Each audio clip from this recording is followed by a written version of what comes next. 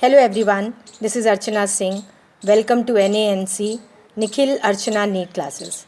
So today let us talk about a dominant feature in human behavior, that is the neural basis of sleep and arousal. All birds and mammals they sleep, probably all other vertebrates also. The loss of sleep impairs alertness and performance in the human body. Since body is regulated, the body must either produce a sleep promoting substance or wakefulness promoting substance. Now it has been suggested that adenosine plays an important role in the control of sleep. So let us know some very important facts about sleep. Most of the sleep studies and researches are carried out in a sleep laboratory. What happens here? The electrodes are fitted to the body to measure electromyogram to measure the muscle activity and oculogram to measure the eye movement. Now, there is one instrument, what is called electroencephalogram, which helps in the recording the and measuring the sleep activity in a human brain. Now, there are two types of sleep. One is rapid eye movement, REM, and another is non-REM, that is non-rapid eye movement, which is linked to specific brain waves and neural activity.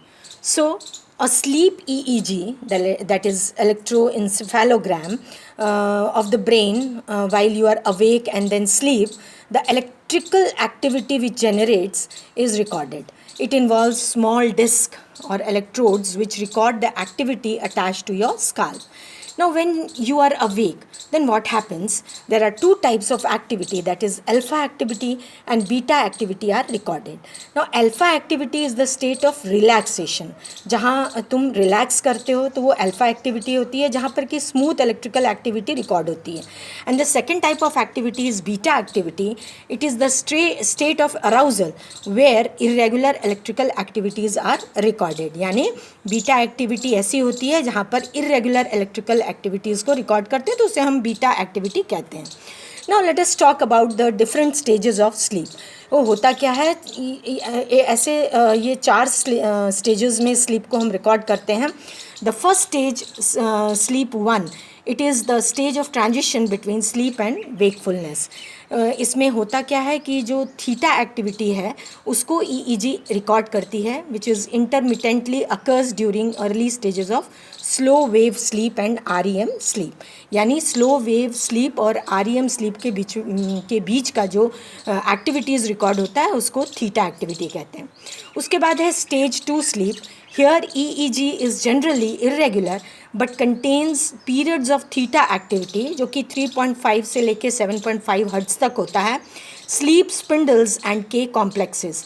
Now sleep spindle means the activities which is involved in keeping a person asleep.